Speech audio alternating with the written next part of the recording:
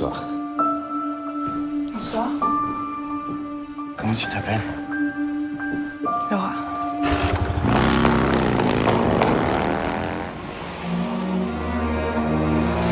Vous allez toujours vite comme ça?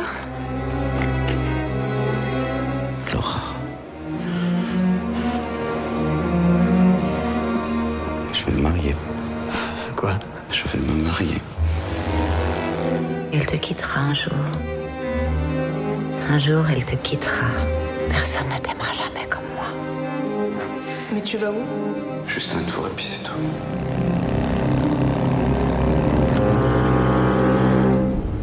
Benoît Jacot, bonjour. Bonjour.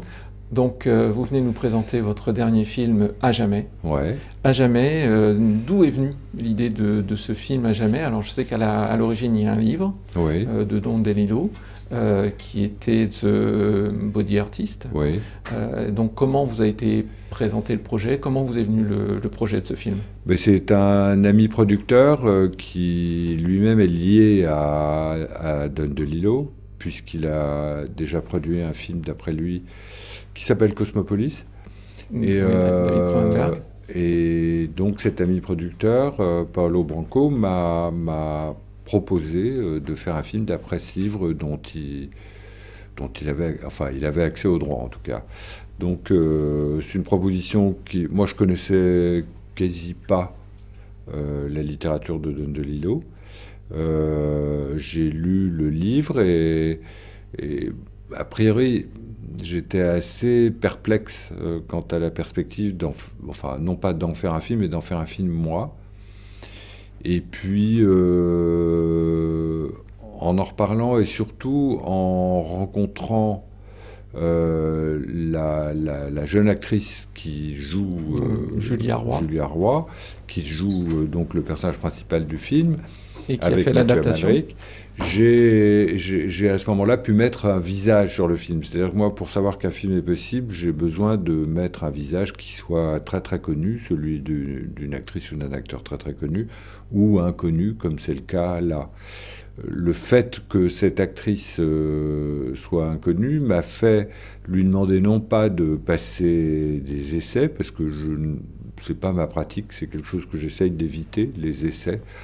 Ce qu'on appelle, vous savez, les tests où on donne une scène à faire à une actrice débutante pour qu'elle donne la preuve qu'elle est actrice. C'est un peu ridicule parce que... Enfin, c'est pas un peu ridicule, on peut comprendre... En tout cas, c'est pas votre méthode. Et c'est pas ma méthode. Donc, plutôt que ça, pour la connaître et tester justement sa volonté, son ressort, je lui ai demandé, si ça l'intéressait, d'essayer d'écrire un scénario d'après le livre, pour voir d'abord si elle y arrivait. D'une certaine façon, ça m'arrangeait, et surtout pour vérifier qu'elle avait un accès à la perspective du film, voilà, avec un film à l'horizon à partir de ce livre. Pouvez-vous nous raconter en quelques mots ce que vous avez voulu raconter de ce livre? Parce que finalement, je pense que le livre n'est pas le film et le film n'est pas le livre. Oui, j'espère, parce que ça serait pas... qu'il soit impérativement dans le film, qui est également dans le livre? En fait, c'est une jeune femme qui vit une expérience intérieure extrêmement forte, puisqu'elle est produite par le deuil qu'elle fait ou qu'elle essaye de faire de l'être qui, à ce moment-là, au moment du film, lui est le plus proche. Cette expérience intérieure, ce qui m'intéressait, cette espèce d'itinéraire mental qui est le sien, je voulais essayer de le donner plus qu'à voir, à ressentir par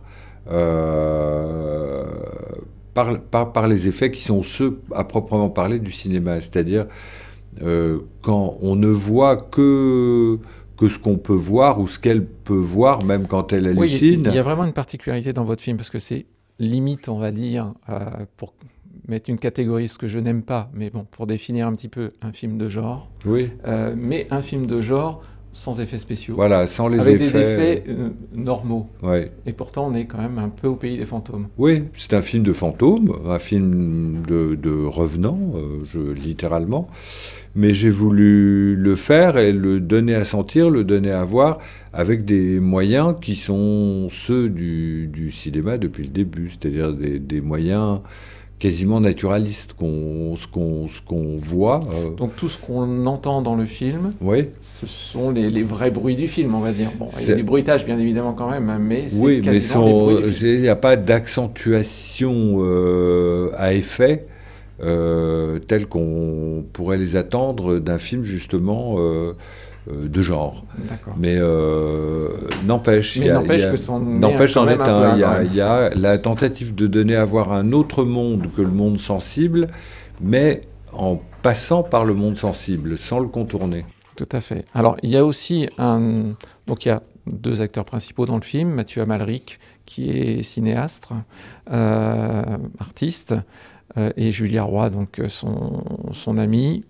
Est-ce qu'il y a du Benoît Jacot dans Mathieu Amalric dans ce film? Bah, il y en a nécessairement dans la mesure où, bon, Mathieu Amalric, je le connais depuis longtemps, je l'ai déjà filmé.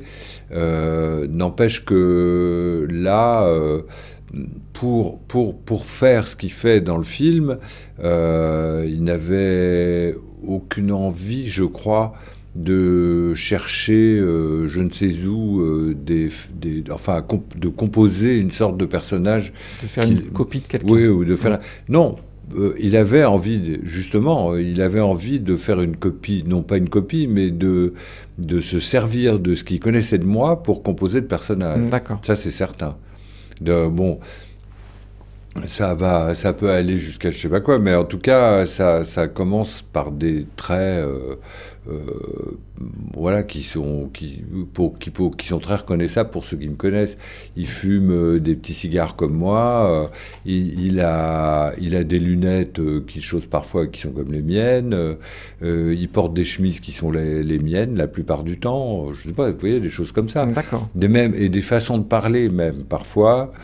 La sonnerie de son téléphone portable qui est très importante dans le film, c'est la mienne. Donc vous voyez. Donc il y a quand même pas mal de Benoît Jacot dans ce. Alors après, ça peut s'étendre à. C'est pas moi qui le dirais, mais parce que si je le disais et si j'en faisais un chemin obligé pour moi pour faire le film et après pour le montrer, alors ça sera une sorte de tombeau en quelque sorte. Moi, je n'y tiens pas parce que il y a encore d'autres films que je veux faire et d'autres bouts de vie que je veux vivre, vous voyez.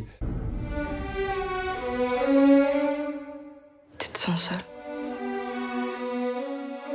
Tout le monde se sent seul. Il devrait y avoir un autre mot pour ça.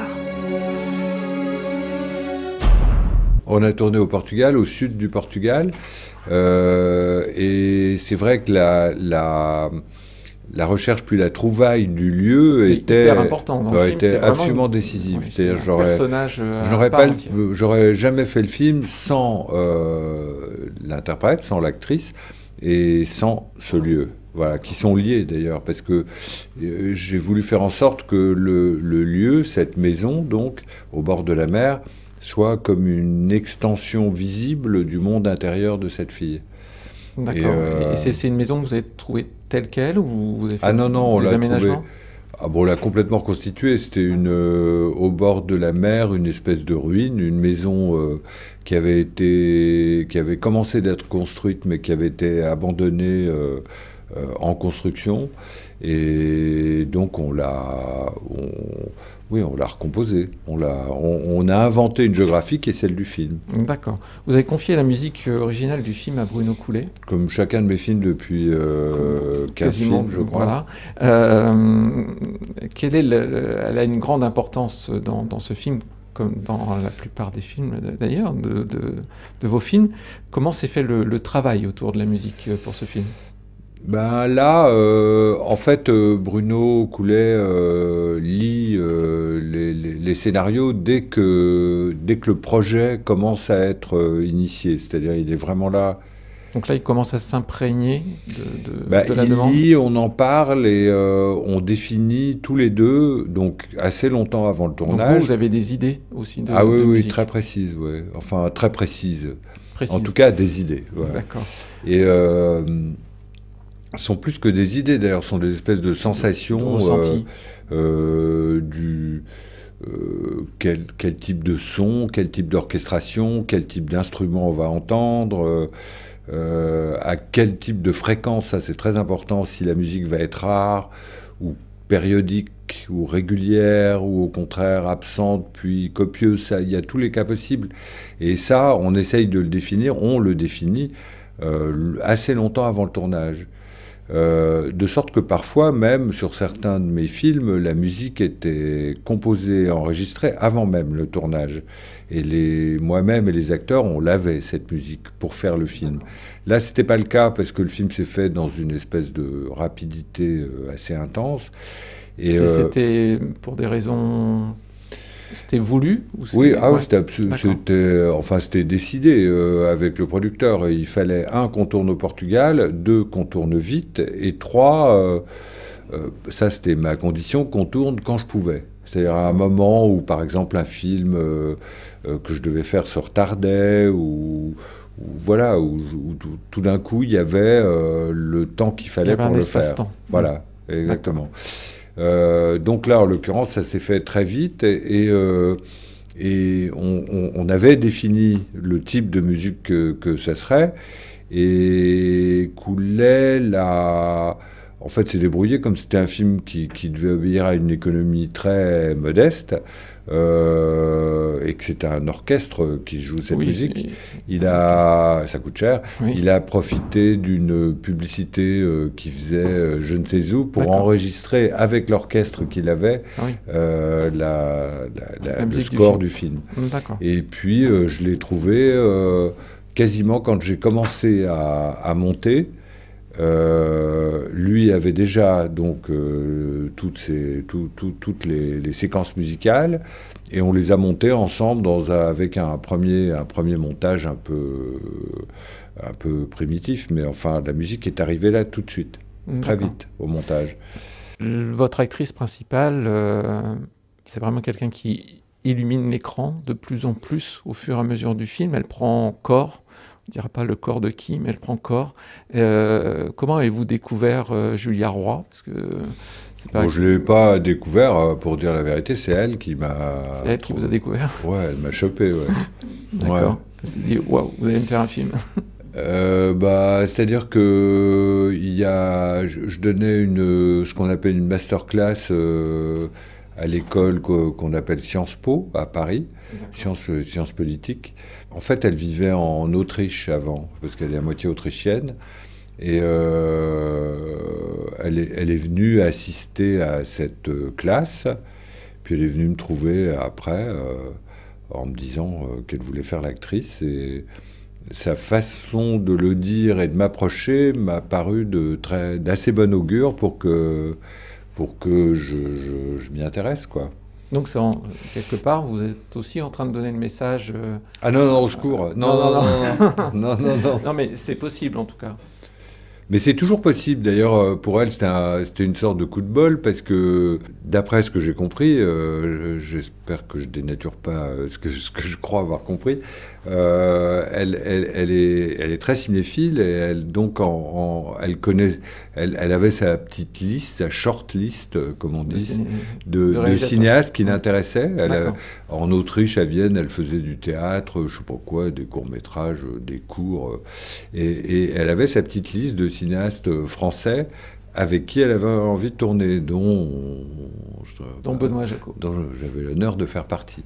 Donc elle a eu du pot, elle est tombée aussi au bon moment. Sinon, elle aurait peut-être fait la même chose avec je ne sais quel autre de cette liste, et ça aurait peut-être marché. Aujourd'hui, nous sommes dans la présentation en avant-première du film, dans le cadre de la Journée européenne du cinéma art et essai. Que représente pour vous l'importance du cinéma art et essai en Europe? C'est assez compliqué, les dénominations, les intitulés comme ça, parce qu'ils ont une valeur historique. C'est vrai que ce qui appartient au registre de l'art-essai, en tout cas en France, a eu et a sans doute encore une vraie raison d'être. Cela dit, j'ai jamais été sûr que le 7e art soit absolument un art. Et donc voilà pour art. Et pour essai. Essai, moi j'ai l'impression, c'est peut-être la même chose au fond. Moi j'ai l'impression que chaque film que je fais a quelques registres qui l'appartiennent, qui soient plus ou moins commercial, comme on dit, est toujours une expérience pour tous ceux qui le font, et moi le premier. Alors est-ce que expérience et essai c'est la même chose? Peut-être. Voilà, si on veut. Mais arrêt essai, ça m'a jamais. Écoutez, vous voulez que je vous dise la vérité, c'est que ça m'a toujours évoqué le porno. Vous voyez ? D'accord. Pour moi, c'est à peu près la même chose. C'est une espèce de case où on met d'un côté comme de l'autre un registre de cinéma qui serait particulier. Parce qu'après tout, c'est toujours du cinéma. Ça reste du cinéma, voilà. Effectivement. En Grande-Bretagne, on a le Brexit qui arrive à grands pas. Est-ce que vous pensez justement, pour les réalisateurs britanniques, est-ce que cette modification va leur mettre un coup d'arrêt à cet avancement du cinéma art et essai, ou du cinéma d'auteur, au niveau européen, tout du moins? Au niveau européen ou au niveau britannique? Le cinéma britannique en Europe. Le cinéma... Qui est quand même en partie un peu subventionné par l'Europe, et là, si on sort du schéma européen, est-ce que ça risque de poser problématique? Je ne suis pas convaincu par la vigueur du cinéma... qu'on pourrait dire d'art-essai en Grande-Bretagne. D'accord. Mais pas tant que ça. Ken Loach, par exemple. D'accord, Ken Loach, ça va. Quand on a dit Ken Loach, voilà. Puis Ken Loach, d'ailleurs, est-ce que c'est vraiment de l'art-essai? Pas sûr. C'est un artiste. On appelle ça du cinéma engagé. Est-ce que c'est un artiste? Je ne suis pas absolument certain de ça. D'après moi, les grands cinéastes ne sont pas d'abord des artistes. C'est important quand même. Vous avez, on vous met dans une case art et essai, et vous revendiquez le fait de ne pas être un artiste. Ça dépend du film que je fais. Hein. Là, ce film-là, oui, ça, il colle parfaitement. Là, celui dont on parle, ça, il est... Mais les 3 précédents que j'ai faits, non. Oui, 3 cœurs, ni 3 cœurs, ni Journée d'une femme de chambre, ni Les Adieux à la reine, vous voyez. Et justement, quand vous avez adapté d'autres livres, vous avez plutôt adapté jusqu'à maintenant pas des œuvres contemporaines, plutôt des classiques. Non, j'ai fait, je voulais dire des écrivains vivants, quoi, contemporains du film en train de se faire. Les Adieux à la reine, c'était une fille qui s'appelle Chantal Thomas, qui est une écrivain vivante. Juste avant, j'avais fait... Enfin, non pas juste avant, mais avant, j'avais fait un film d'après Pascal Quignard qui s'appelle Villa Amalia. Oui, c'est Ce sont des écrivains vivants. D'accord, vivants aussi. Ouais. Et là, le fait, vous présentez le film aujourd'hui à Beauvais. Quelle est pour vous l'importance de cette rencontre avec le public après le visionnage du film? J'y accorde une énorme importance. D'ailleurs, assez paradoxal, parce que, en principe, quand on fait un film, c'est comme une bouteille qu'on lance à la mer, on la lance et on verra bien la ramassera qui se trouvera là.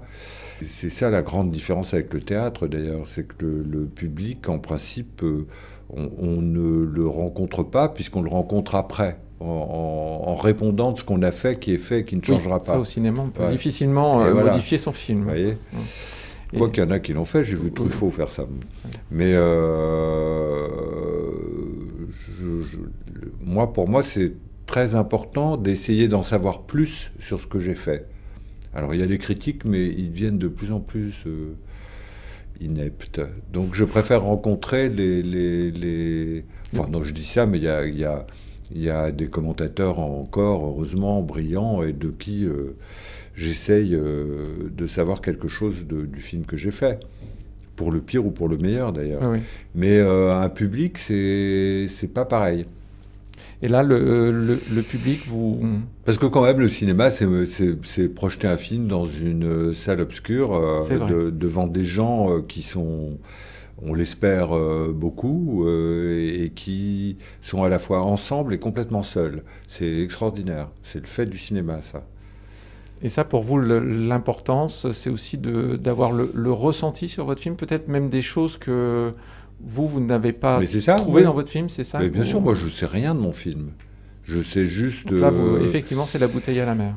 Oui, je sais juste comment je l'ai fait. Je savais avant de le faire comment je le ferais, mais pourquoi je le fais. Et si vous voulez, le comment du film, oui, ça, je le connais. Vous connaissez. Bon, c'est pas tout le monde, hein, mais enfin bon, je le connais. Parlez de vous. Ouais. Mais le pourquoi du film, je sais qu'il obéit à un pourquoi, mais je cherche éventuellement, pas forcément, mais éventuellement, et le public est une de ces éventualités, la rencontre avec le public, je cherche pourquoi je l'ai fait. Alors, À jamais, quand même un film, pour conclure, qui nous accompagne, tout comme un peu Ray accompagne Julia Roy. Voilà, je dirais que c'est un film qui nous accompagne les jours suivants, plus ou moins obsédant par moments aussi, parce qu'il revient comme ça, mine de rien. Et c'est pour ceux qui n'auront pas vu le film en avant-première aujourd'hui, on va leur donner rendez-vous ici au mois de décembre pour la sortie du film. Ben oui. Voilà. Merci beaucoup d'avoir répondu à nos questions. Merci.